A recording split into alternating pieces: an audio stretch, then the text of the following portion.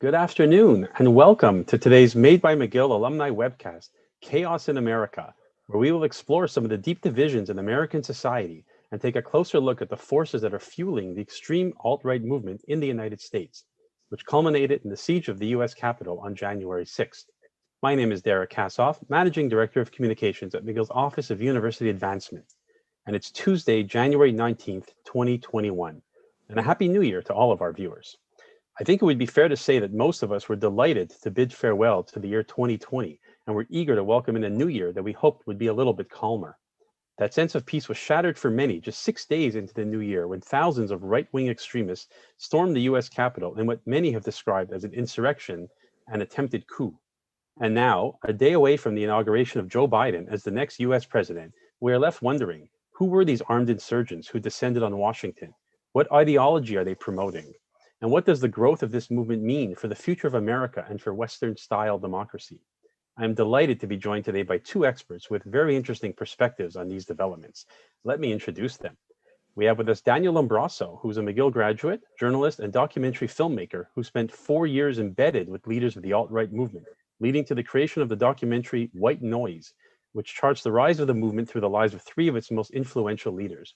The film was released to critical acclaim in the US last year, and was named one of the top documentaries of the year by Vox and the Boston Globe. A native of Westchester, New York, Daniel graduated from McGill with a degree in political science in 2015. Welcome, Daniel. Thank you for having me. Great. And we also have with us David Shribman, who's a visiting professor at McGill's Max Bell School of Public Policy. Prior to moving into academia, Professor Shribman enjoyed a long career covering national politics as a reporter and columnist in the United States, winning the 1995 Pulitzer Prize for beat reporting while at the Boston Globe. He also spent 16 years as executive editor of the Pittsburgh Post-Gazette. He's a graduate of Dartmouth College, but we promise not to hold that against him today. Welcome to both of you, and thank you for taking time to join us today for what I think will be a fascinating discussion. Before we get started, a reminder that if you are watching live and have questions for our panelists, you can send them to us via email. I understand we've been having some technical difficulties with our normal email address.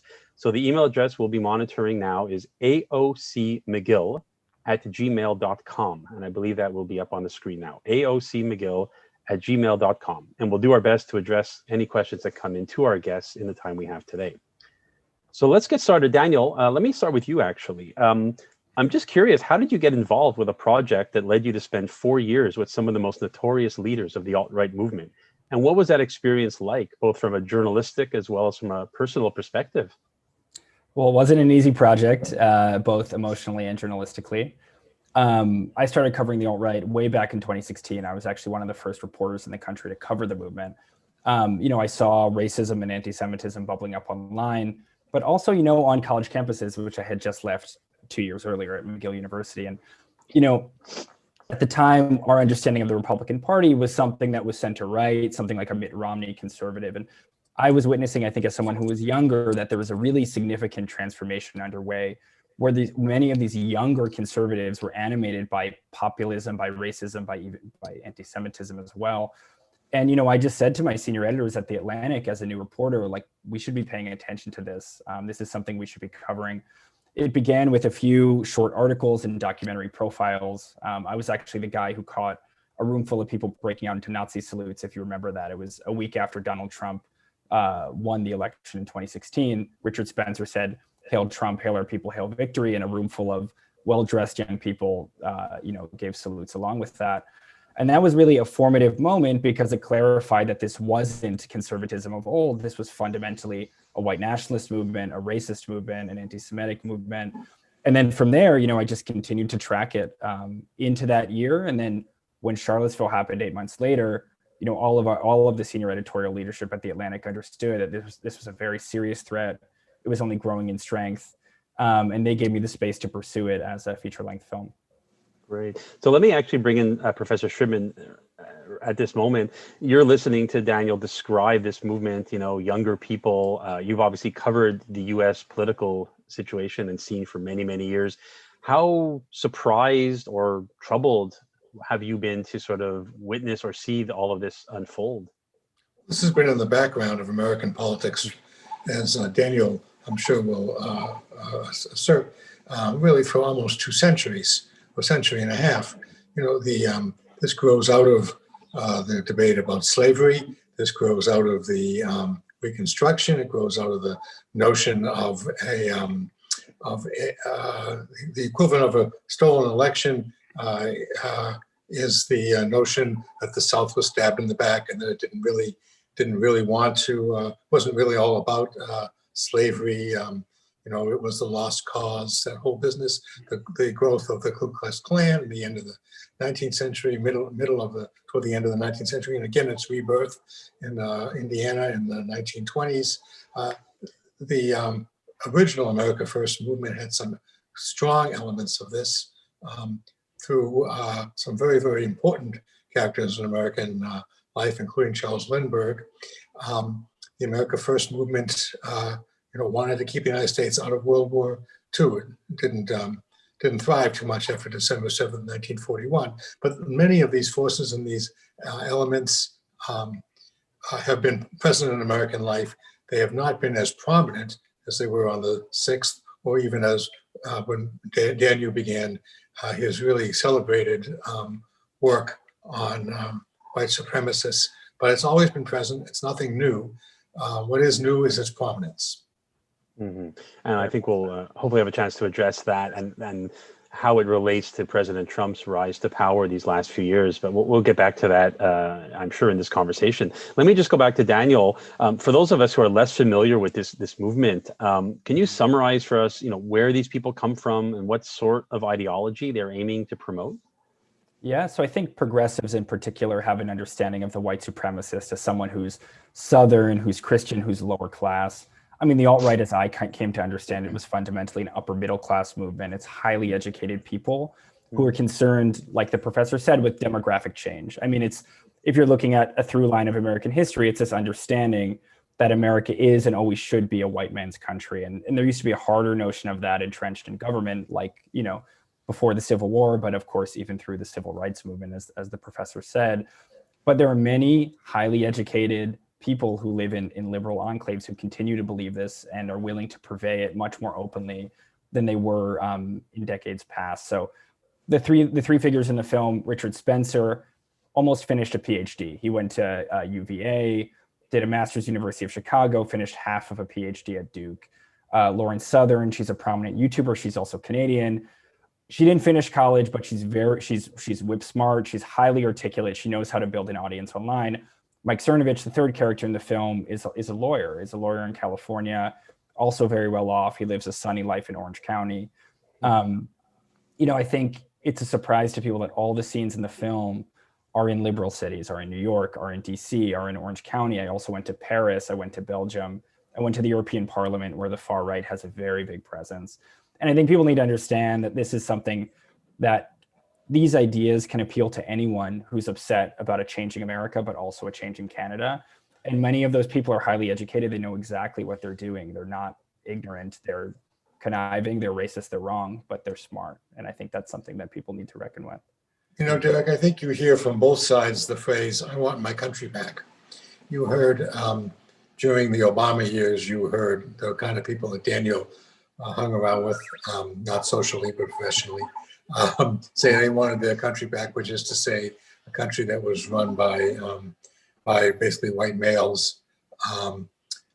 And you heard it a lot in the, let's not be blind to this. You heard this a lot among liberals in the last 4 years who looked at the president saying there was good people on both sides in Charlottesville, who looked at the president standing in front of the church with the Bible, who looked at some of the things that the president said and did, particularly including immigration and the cages for young people, and said they wanted their country back too, because their view of their country was of a Obama-style liberal democracy, kind of a combination of Walter Mondale and Bill Clinton and John Kerry and all those kind of things. And there were two fundamental different views of what America was, or what America is. One of them actually reflects, I think, what America is, which is to say a multiracial, diverse country, and one reflects what America was, which was less diverse and less open to women and minorities and those of different gender orientations. And so it was an is versus was kind of thing. And it's a struggle not only for history, but for the future, not only about the past, but about the future. Right. I see Daniel. I see Daniel. If you're looking, I think if you're looking for a debate here, Daniel and I are going to agree a lot more than you might have anticipated. And to add one thing, actually, there were two interesting updates today. Mike Pompeo, who's a Trump sycophant, Secretary of State, tweeted, "We're against all of the isms. This is not who we are." He said wokeism, okay, that's conservative, that can fit in the conservative zeitgeist, but he also said multiculturalism. And that shows this point that there's this notion that we have to turn back the clock to before, this was a multicultural country. Mike Pompeo is Italian American. Italians at one point were not considered white. Multiculturalism is what allowed him to become American. But there's a collective amnesia, I think, on the part of a lot of people on the right. Another kind of larger thematic issue is the 1619 project that the New York Times did about the founding of America, that it was really founded in slavery. The Trump administration yesterday put out a pseudoscientific 1776 project rebuking the New York Times and saying that fundamentally this was a free, really being unable to reckon with the multicultural founding and really the scarred founding of this country. And I think it really gets at what the professor's saying, that there's just two different identities and understandings of what this country should be. Yeah, I think the 1619 notion of the founding was more metaphorical than real. Sure. I mean, the founding of the country irredeemably was the 4th of July, 1776. I think the argument was, and it wasn't done felicitously, was that the cultural founding as a metaphor might have been in 1619. 1619, by the way, was the year the first enslaved people reached colonial Virginia. It wasn't until recently, except among historians, a date that was well known. But it's become well known in that respect. And there's been kind of a cultural war involving the cultural war itself over 1776 versus 1619. But I think no historian can ignore the importance of 1619, nor the actual change of 1776. Mm-hmm. So, Professor Shribman, let me just fast forward a little bit, if I may, to 2021, and I want to sort of maybe position this again to what we saw in the U.S. Capitol almost 2 weeks ago now. So let me sort of put a very fundamental question to you, one that's been on the minds of many people: the infiltration of the U.S. Capitol by these alt-right protesters that we witnessed. Was this a protest march that simply got out of control, or would you classify this as an actual attempted coup? The answer is yes. Both. I think there were some people there who were, I wasn't there, so I don't really know. But my guess is that there were some people there who were supporting the president, and some people there who were supporting the president in quite a different way, and trying to overturn what was clearly an election victory of the president, and trying to force Congress to recognize this. So it was a combination of the two. The ones that got the attention were the ones who did the damage. I think you'll notice that another phrase that you hear both sides use is the people's house, or sacred ground. The Capitol, by both sides of this, was regarded as sacred ground, which is why this was such an emotional thing. Had this happened at the Building Museum, which used to be the Patent Office, it would have had far less importance. If it had happened at the Museum of American History, which is still an important place on the Capitol Mall, it would have been less important. But the fact that it happened at a place called the People's House speaks for the notion this was a struggle about who exactly the people is or are. Mm-hmm. So let me just stick with you on that point. I mean, this obviously is the culmination of what many would describe as the breakdown of what should normally be a peaceful transition of power, as we see every 4 or 8 years in the United States. And many have described this period as one of the darkest days in American democracy, at least since the Civil War. Do you agree with that assessment? And do you take any solace in the fact that at the end of the day, democracy seems to have prevailed? Well, certainly there's a lot of solace to be taken in that. As for the peaceful exchange of power, that's been an American notion, since 1801, when the Federalist John Adams gave way to the Democratic Republican Thomas Jefferson. You'll note that in his inaugural address, Jefferson said, "We are all Republicans." we are all federalists. I don't. It's possible that Biden will say something similar to that tomorrow. Only 4 presidents have skipped the inaugural of their successor. All 4, by the way, were one-term presidents. One of them was impeached, Andrew Johnson. There's a story, quite a remarkable story, when George Washington didn't run for a 3rd term and stood down. And when George III, who was the English royal, who's under whose leadership the American Revolution occurred and the American Republic was founded, when he heard that this was possible, George III said, if he does that, which is to say relinquish power, then he may be the greatest man who ever lived. The peaceful exchange of power is a very important American moment. It's a very important American symbol. It speaks to the comity, C-O-M-I-T-Y, of American political life. And we actually having, finally, 14 days after the riot, the peaceful exchange of power tomorrow at noon. Without that, this wouldn't be America.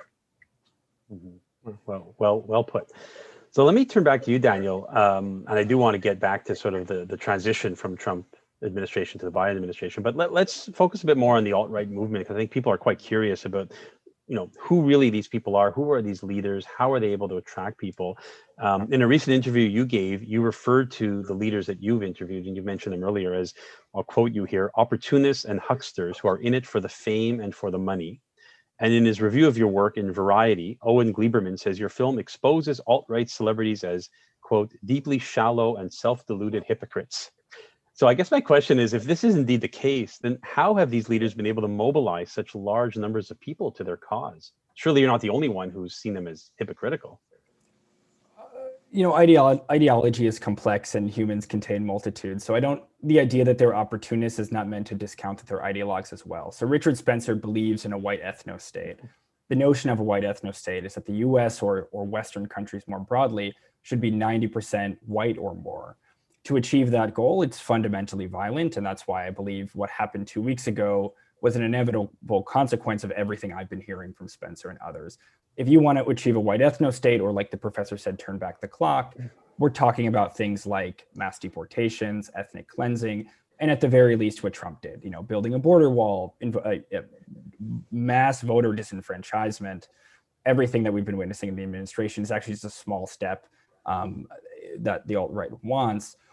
But people have mixed motivations, and many of them, because of social media, have become celebrities. So I think it's really important to understand that in the past, you have this as well with David Duke and others, but you'd be known as a public racist. It was much harder to organize if you wanted to recruit. You'd have to meet a bunch of people at a Walmart parking lot, hand out some pamphlets and hope that they're probably try to hide their face so people in the community don't know.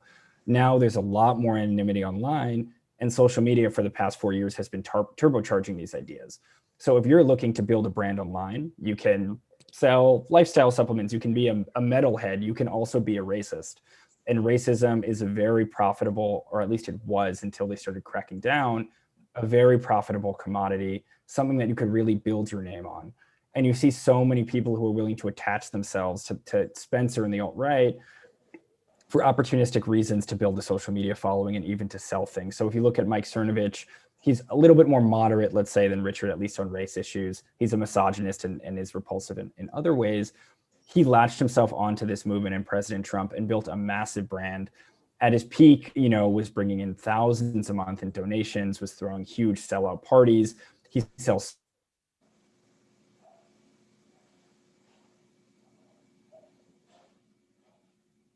I think you froze in there for a minute, Daniel. All right, let's. Well, that's a metaphor for that movement being frozen in time. What do you say? It froze. Where did you lose me with Cernovich? You were talking about Cernovich throwing gala parties and. Yeah. So this is a guy, not ideologically amorphous. Let's say he's willing to attach himself to whatever is going to help him in that moment. He built an empire through these ideas, and the one example I was giving was he claimed that Hillary had Parkinson's. He didn't necessarily believe it, but he thought it was funny and knew his base would get into it. So he tweeted #SickHillary, a day later, it was on Sean Hannity's show. And a day after that, it was coming out of the president's mouth. And that's the social media environment that we live in now, where anyone, who's willing to say something provocative is able to build a brand. And racism, anti-Semitism, and fear of demographic change is just one of the many things in the grab bag of items that you can sell to get famous. Right. Generally it's not a winning formula. I mean, demographics, uber alles, right? Demographics are going to end up, ending this whole thing because there more and more.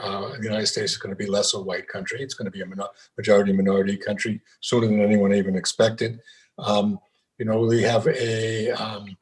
We have a new vice president soon, a new vice president who was not only educated at Westmount High, but who has a father and a mother, one of whom was a black, and one of them was Asian. She's married to a Jewish man. Come on. I mean, the demographics are going to prevail here. And, the country's motto on its coins and on its dollar bills says e pluribus unum, out of many one.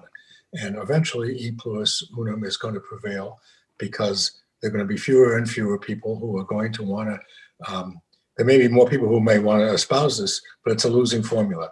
I mean, if you're not going to be Coke and Pepsi, you might be RC Cola, but you're going to be smaller and smaller and smaller part of the population. But is that why this movement has become so strong now? Are they perceiving a demographic threat and realizing? Well, I think Daniel will tell you that's so, but I don't want to speak for him. I agree with the professor on the first point that ultimately demographics will win and the U.S. will finally become the multicultural country that it claimed to be for a long time. I think we're looking at a very difficult next few decades. I mean, there's a large resentful demographic that believes these things. 70% of Republicans still believe that the election was illegitimate. QAnon, this, basically a rebranding of the blood libel that Democrats and elites are running a child pedophilia ring is surging. And, members of Congress are even pushing it in the Capitol building. I'm of the view, yes, that we will finally achieve this promise to be a multicultural country, but there is a large animated demographic, and you see that Republicans are not moving back to the party of Romney. Maybe McConnell is starting to signal in that direction, but most of them are falling in line and they want to inherit Trump's base. They're not running away from it. I mean, but hold it, Daniel. They want to inherit his base, or they want to inherit his ideology. That's the question. I don't think you inherit the base without the ideology. If you have a Republican who's going back to talking about tax cuts, you're going to lose these people. I mean, what made you're going to have a Hispanic guy who's born in Alberta and represents Texas going to basically say, well, we saw him say some outrageous things. Yeah. This is Ted Cruz, and you think, I mean, in the end, does he continue to do that? It seems to me like he is. I mean, Trump, it's almost laughable, started his campaign saying that Cruz's wife was ugly and his dad killed JFK. And here Ted Cruz is now going to bat for President Trump. He was giving a speech moments before the insurrectionists stormed the Capitol, claiming that it was an illegitimate election. Josh Hawley, who is the hot young thing, maybe less hot now, is trying to be the person who, takes over the mantle of Trumpism. Tucker Carlson is now, one of the highest cable news shows on TV. I just don't see this rhetoric attracts a huge audience that I just see Republicans continuing to pander to it. I don't see how we get out of that. Is there a distinction, though, to be made between what we call the Trump base, so the 40%, let's say, who the rural, suburban voters, what they call the Trump base, and really the sort of alt-right extremists? I mean, are they one and the same, or are they really two distinct groups that we're talking about here? Alt-right is a vague term, and there are so many ways to define it. My notion of the alt-right is someone who's similar to Richard Spencer or even a Lord Southern, who's willing to, dramatically fight back against white demographic change. I think the Republican base as it is now, the Trump base, is sympathetic to a lot of those ideas without saying them. So you'll meet a lot of people who will use dog whistles, but won't say, I'm looking for a white ethno-state. So the point is not that the Republican Party is alt-right. The point is that at some gut level, at some subconscious level, a huge section of this base is worried that their neighborhoods are changing, their cities are changing. They see it in the way their schools are changing. I mean, obviously, the professor can tell you this is a long trend in American history. When African Americans were bussed into Italian neighborhoods, Italians were up in arms in the same way. But I think what I have noticed that's different is that a huge section of the party is openly using watered down version of this rhetoric and even running on its behalf. So you hear them talking about a migrant invasion very openly. I mean, President Trump talked about a migrant caravan that was coming to overtake this country. And that's something that, at least in my short lifetime, I have not been familiar with in Republican politics. To give you a sense of how swiftly things move on the web, a guy named Drew Katz, who was on this video, is on this thing, texted my brother telling him to tell me that I need more artwork on my walls during this particular broadcast. And so that took about 30 seconds.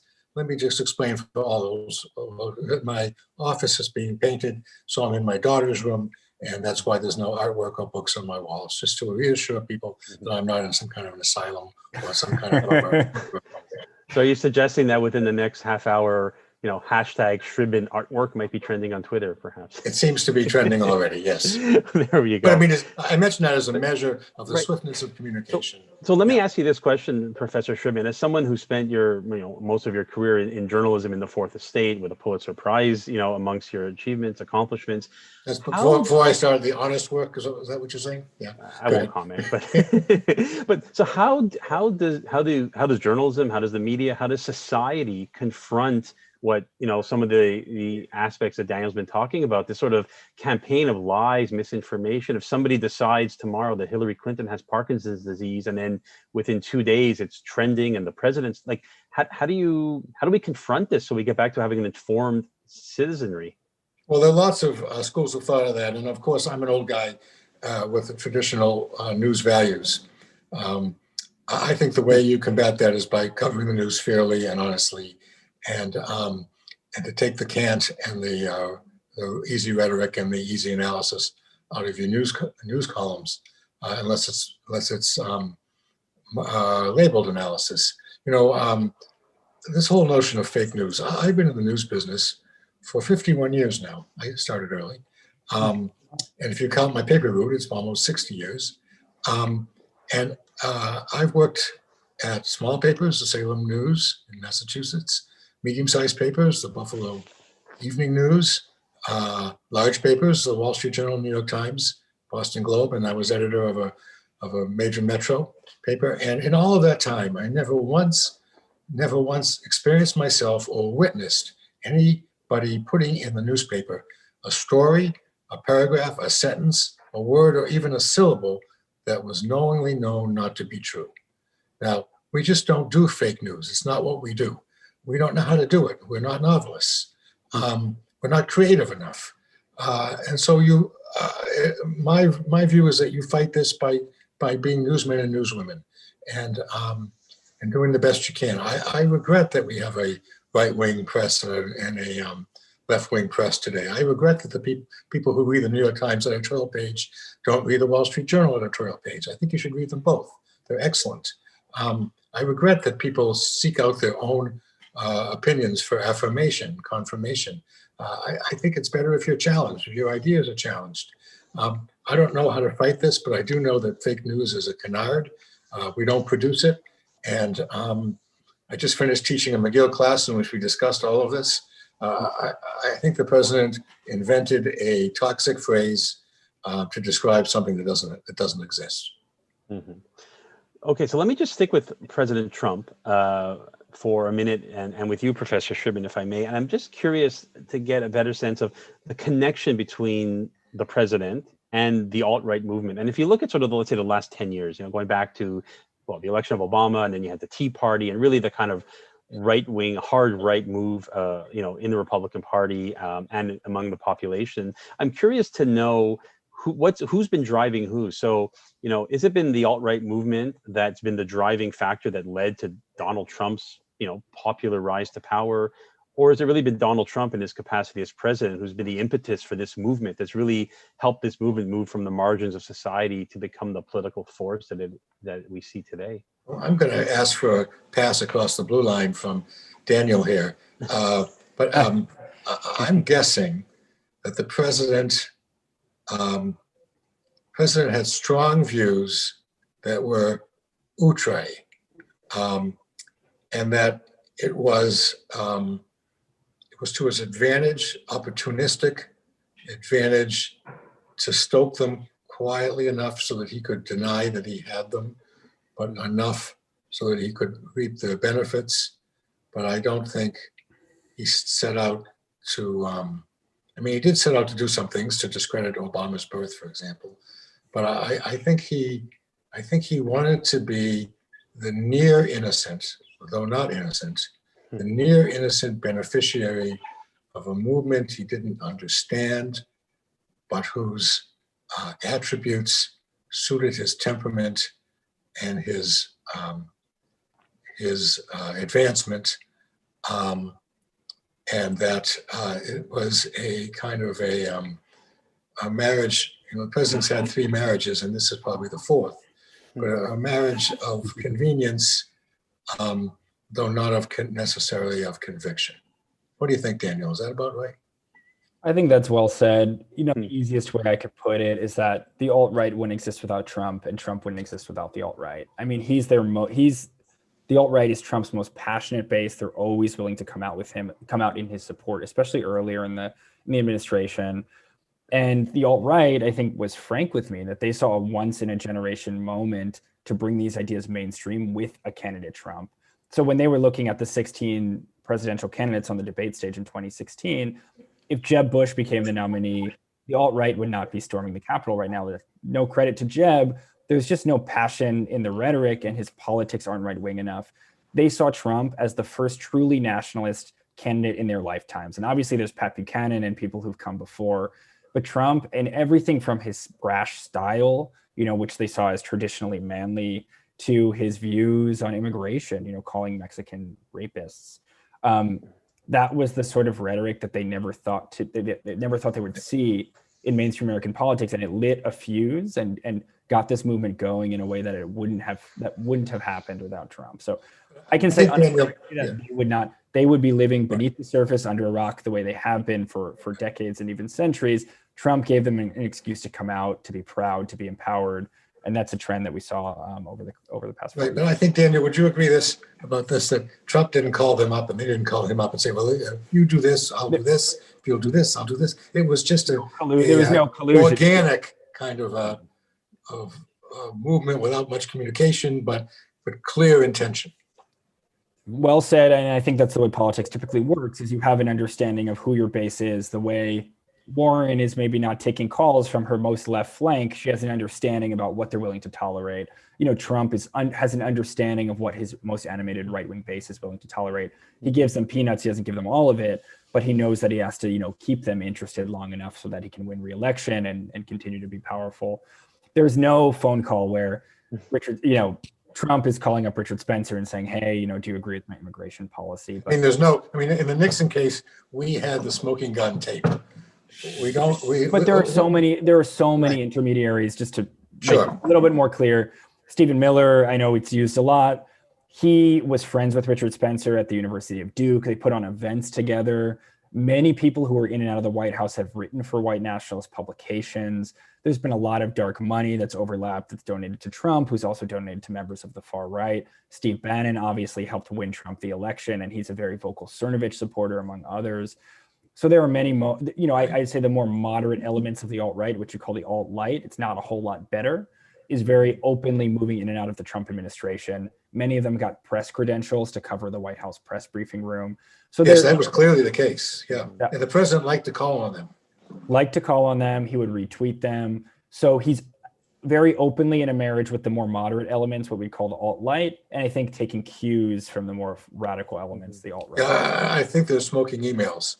With the alt-light, and the alt-light has smoking, very likely has smoking emails with the hard alt-left. Yeah, alt-right. Without a doubt. Yeah. Yeah. So let me just ask a couple more questions for you, Daniel. We are receiving quite a few questions that have come in from alumni, and we'll try to get to them in a few minutes. I do have a couple more questions for you, though, Daniel. Yeah. I guess my next question is, how dangerous are these right-wing groups, particularly the ones that we describe as militia units? And do you think they are feeling more or less emboldened following their attack on the Capitol and the ways in which the general public seems to have woken up to the threat that they pose? They're very dangerous, and I don't mean that purely in terms of walking into a crowded room and lighting off a machine gun or causing a terrorist attack. Their goal is to cause an insurrection, both literally and figuratively, to really tear this country apart and to add to the polarization that we're already seeing. So that can happen, to violent effects like we saw last Wednesday, but it also happens to effects that I see every day. I mean, I open my inbox and it's filled with anti-Semitic cartoons. The social media environment has just been completely polluted by racism and all sorts of bigotry. I mean, we live in an environment now where these people are animated and they're angry and they're willing to do whatever that requires, whether it's informational, like I said, or physical, to return to that former America that we've been talking about. So with militia groups, I mean, it goes with many of the others. They're going to continue to pop up and then fade. I think Wednesday was actually an optical nightmare for them.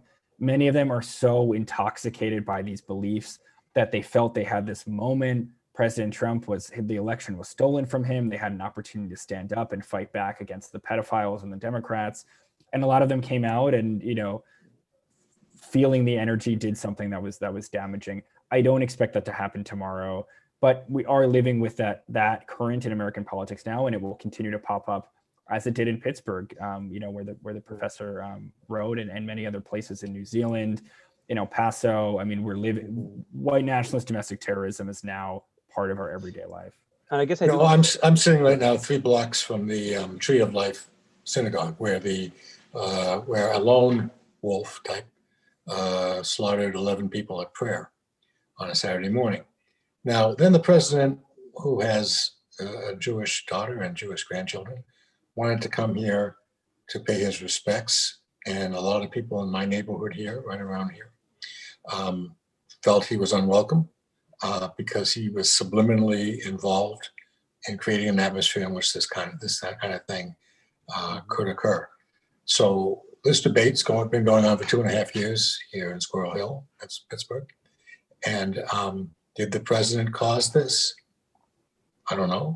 Did the president create an atmosphere where somebody was mobilized to do this? These kind of questions are in the air that were not in the air when John Kennedy was president.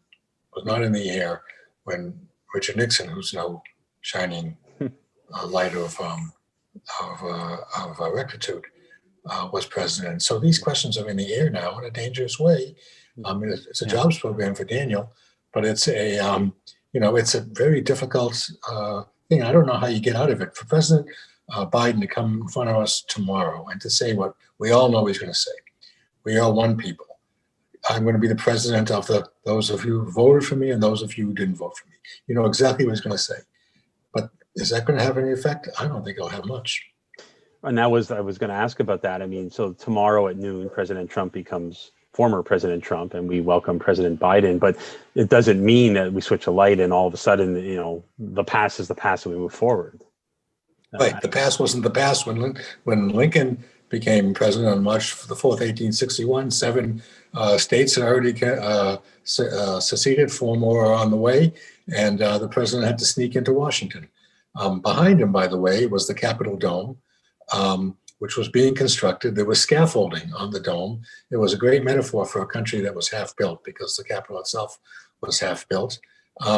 But he spoke that day about the better angels of our nature. Did that do any good? All those people were killed in the Civil War in a fight that ended up being a fight about race.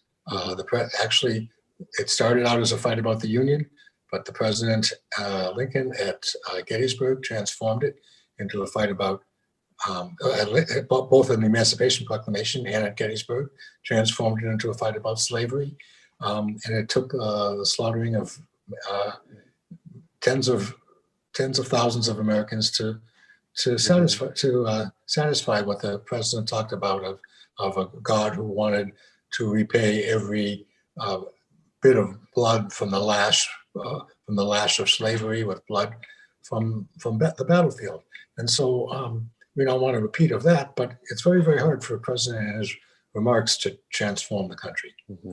So before we move to the questions we've received from alumni, I do have one final question for you, Daniel, more, I guess, a personal question. People may not know this looking at your last name, but you are in fact Jewish. And I'm wondering if during your 4 years of reporting, if you ever felt concern for your own safety. You've talked a lot about anti-Semitism in this movement. Did you ever feel concerned for your own safety as a Jewish person being surrounded by those in this movement? Yeah, so I'm Jewish. I'm also the grandson of two Holocaust survivors, one from Nuremberg and one from a small town in Poland called Kelsey. My father's mother lost her entire family in the war except for one brother, and she was a really formative influence in my life. And my mother's mother, who's still alive, lost her sister and spent the entire war in hiding under a Polish Catholic name. She lives on Long Island and actually watched the film and helped me over the years with the reporting process. You know, it's really weird. As a documentary filmmaker, I guess I should have said this earlier, hundreds of hours with these subjects across 12 states and 5 countries, I believe, or even more, over 4 years in total. I mean, they came to know me as a person. And I think something you find a lot with racist movements is that they're willing to make exceptions for people they like. So I very quickly became their Jewish friend, their reporter friend, even though they hate Jews and they hate journalists. So I was the carve out. Where it became problematic was when you were with the underlings, the people who were a little bit less press savvy, who weren't trying to make a positive impression on camera. So there were many moments where I was left alone with people who, you know, had never been on press before, had never been on camera before, had never met a Jew, had never met a journalist. And that's when it started to feel a little bit more dangerous, both verbally in terms of the things that they would say to me, but also physically quite a few times.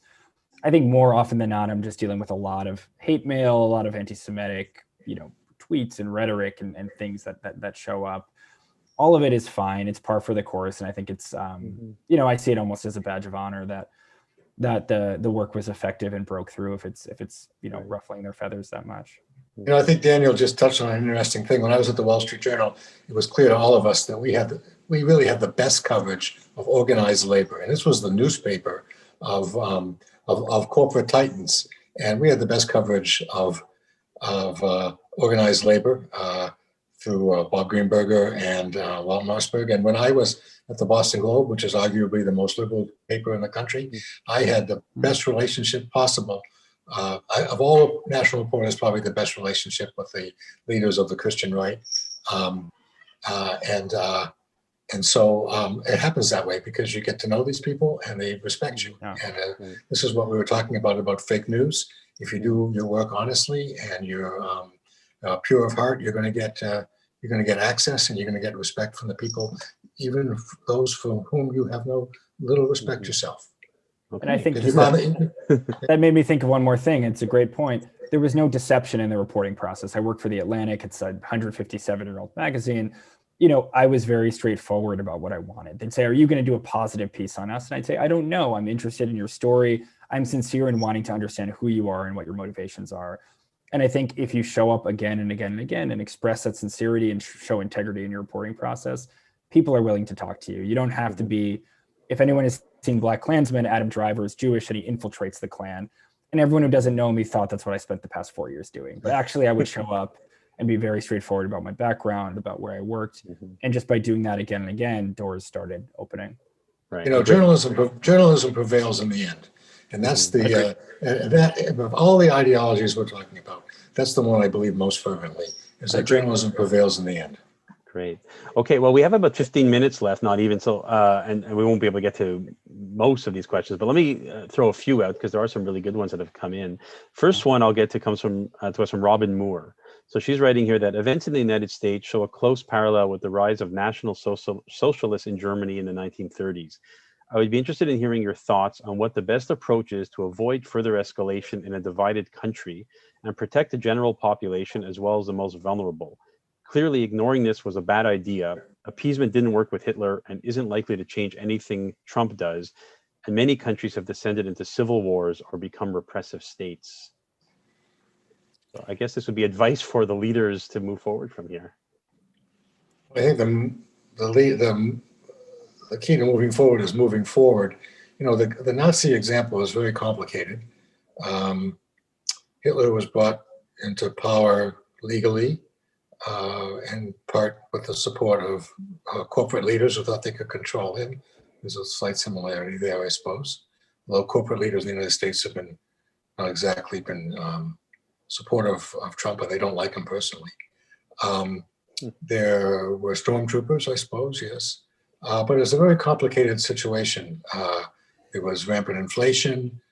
There was communist infiltration of lots of parts of Germany, or fear at least of communist revolution. There was the stab in the back notion from World War One. I mean, history doesn't repeat itself. Sometimes it rhymes. But I don't. It's a facile comparison, and I don't know where the appeasement comes in all of this. I mean, the appeasement was done by France and Britain in 1938, well, 36 through 38. So I don't know how accurate the comparison is. They're always problematical, but there are certain elements of this whole situation that have frightening overtones or echoes. Okay. Danny, what do you think? It's true, any World War II example is tricky.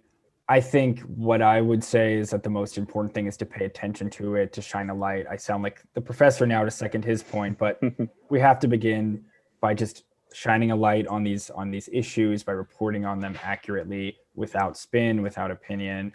I think there was an aversion on the left for a long time to pay attention to these people. There was a notion that you could be amplifying movements by covering them.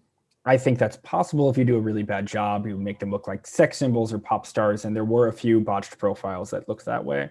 But I think it's the work of reporters, investigative journalists, and professors and all the rest to cover this stuff, to take it seriously, to talk about it, to help people understand what's happening and how serious the threat is. And for me, that's where it all begins. Okay. And it was easy, before this got started, well, this was in a canter and not in a gallop. It was easy to say, oh, they're just nuts. Well, this is so-and-so's nuts. But we've noticed that, a nut with a gun is a pretty powerful nut. With a gun on a Saturday morning with 11 old people at prayer is a powerful nut. Oh, great. So Daniel, this next question comes to you. It's from Elizabeth Franceschini. So she's writing that in your documentary, White Noise, you covered Laura Southern, who we've referenced as being Canadian and one of the leaders of the alt-right movement. Hold on, I've got her question right here. So what is your interpretation of her rise in this movement, which has not shied away from demeaning women and supporting patriarchal ideas? It's tricky. I think women in this movement have a very important role. If you're concerned with demographics, the role of a man is to go to war, it's to fight, it's to protest, it's to commit treasonous acts like we saw Wednesday. But women, especially white women, have a very important role as well, and that's to be baby makers, to be domestic. And I think what Lauren did and why she rose the ranks so quickly as a 19-year-old from Vancouver, she basically hit it big overnight. She started putting out videos on YouTube, basically saying the most provocative thing possible. And what she did is she became an avatar for this conservative femininity. So to give a few examples, her first video was why I'm not a feminist, and she talked about why feminism is bad. Women should be at home, should be domestic, should be baby makers. One of her other viral videos was going to a feminist march and holding a sign saying there is no rape culture in the West. That's, a horrible thing to say, but it's also something that works well on the YouTube algorithm. That video ended up having, I believe, 2 million views in total. Got her a great job at Rebel Media in Toronto, where she ended up making a lot of money and building her stardom. I think, women on the right, it's a very weird thing where they're both, loved and adored and needed, but also degraded and hit with all sorts of sexual harassment and even sexual assault. And I think in Lauren and in her story, I wrote a long feature on her that goes along with the film that you could read. She dealt with all of it, from being degraded for her looks to, having to opportunistically use the way she looked to get up in the world in the far right. She dealt with a lot of really blatant sexual harassment, and very prominent figures in the movement would come on to her pretty aggressively. So I think it's a very difficult place to be, being a woman in the movement. It's, Lauren and others received things that no woman deserves to receive. But, the very tricky thing is that they're also perpetrating the beliefs that are allowing these things to happen. So it's a very, very difficult contradiction, and one that I tried to work through with her in the film and also in the article. Okay, great. Professor Shribman, I'll maybe direct the next question to you. This has got a historical bent to it. It comes to us from Robert White. So he says that when the country was founded, it was a federation of states. Over the years, the central government has taken more and more power from the states. How do you think this centralization of policy and power contributes to the divisions in the country? Well, it's still a confederation of states. It's called the United States. I think Mr. White is correct in that around the Civil War, the verb that used to follow the country's names changed from are to is. It used to be the United States are doing such and such, and now it's the United States is doing such and such. I'm not so sure that the states have taken power, have lost power to the government, federal government, so much as the federal government has created new power for itself. I mean, the federal government does have some involvement in education that it didn't have before Jimmy Carter, I guess. But it's be hard pressed to think of some other examples. The federal government isn't involved in driver's license, for example, or all sorts of things that the states do. But the federal government has invented new powers for itself, and I think that that's will probably continue under the Biden years. I think by this time tomorrow in 24 hours, which would be put us around 1:20 Eastern time, the president will have issued probably 8 or 10 executive orders, and many of them will be viewed by their partisan and ideological opponents as being power grabs. Great. You've just reminded me how little time we have left in this conversation. So, but thank you for that answer. Let's try to get to a couple more, and I'll ask each of you to maybe keep your answers a little bit short so we can get to as many as we can. Here's a great question from Lawrence Stein. We've talked a lot, obviously, about the alt-right movement. He's wondering, where does Antifa, which is obviously it's called the alt-left, but certainly the left-wing movement, where does Antifa fit into this discussion? I'll keep it short. In my view, Antifa is a distraction. Obviously, they can be dangerous. They've committed property damage. Antifa, by definition, anti-fascist, exists in opposition to fascism. It existed in opposition to fascism in the 20th century as well. I don't condone their behavior in any way. I don't think the Democratic Party should attach themselves to Antifa, but they're not an ideological movement with an end in the way that the alt-right has an end, which is to achieve a white dominant, or to preserve a white dominant society. So I think it's very important to keep that in mind. When we talk about the so-called radical left, many of them are existing in opposition to rising fascism. Okay. All right. This next question, I think I'll stick with you, Daniel, on this one. I know it's something you wanted to address when we spoke earlier. It comes from JJ, and he's asking how would you compare Canada with the United States with respect to the rising alt-right movement and mistrust of the media? Maybe you could start with the first part for sure. Yeah, this is I'm glad to have this opportunity. Canadians are way overrepresented in the alt-right, and I have my theories. I mean, just to give some names: Lauren Southern, Faith Goldie, Gavin McInnes, Stefan Molyneux. Many of the most prominent so-called leaders, thought leaders of the movement, are Canadian, living in places like mostly Vancouver and Toronto. My hypothesis, and this is also anecdotal speaking to them, is that Canada actually does a much better job educating people about multiculturalism, that this is a diverse nation. I think they do a very good job actually pushing that narrative, that it's just led to an inevitable backlash. I mean, I think if you have education in school teaching about, I know Canadians do a much better job talking about the persecution of natives, for example. As an American, I didn't grow up with much of that. I probably should have. If you grow up with that education, I think, the 70, 80, 90% of the population will absorb it and appreciate it, but you will always get, an inevitable backlash from it. And I think that's what we're seeing in Canada with a very mobilized and impassioned far right that is disproportionately having an influence on American politics. Mm-hmm. All right, so let's get one more question in. I'll put this one to you, Professor Shribman, to begin. And I did want to end the conversation on looking towards the future as of, I guess, noon tomorrow, when a new era begins in American politics and history. This question comes to us from Barbara Mass, and she's wondering how you think the alt-right movement will impact the Biden presidency. Well, I think the president will be looking over his shoulder, over his right shoulder, I guess, at this alt-right movement, but I think he's more focused on the future. He's more focused on reversing some of the policies of the Trump administration, Paris peace, Paris climate thing, the Iran nuclear agreement, shoring up our relations with many countries, including Canada, although he will alienate Prime Minister Trudeau in his first hour by canceling the pipeline.